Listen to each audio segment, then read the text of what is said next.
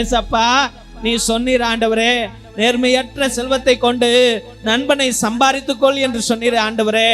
ஆனால் இன்று நண்பன் தான் ஆண்டவரே எனக்கு துரோகியாக இருக்கிறான் ஐயா, என்னை ஏமாற்றுகிறவனாக இருக்கிறான் ஆண்டவரே.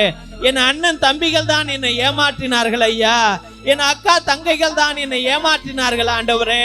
இன்று நான் கடனில இருக்கின்றேன், கஷ்டத்தில் இருக்கிறேன், வேலை இல்லாமல் இருக்கின்றேன், வீடு இல்லாமல் இருக்கிறேன் என்றால் காரணம் ஐயா என்னோடு இருந்தவர்கள் தான் சுவாமி.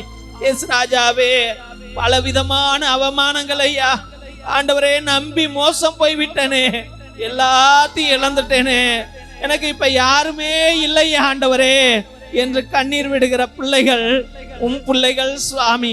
ஏசப்பா, ஏமாந்து கிடக்கிற பிள்ளைகளை பாருங்க ஆண்டவரே.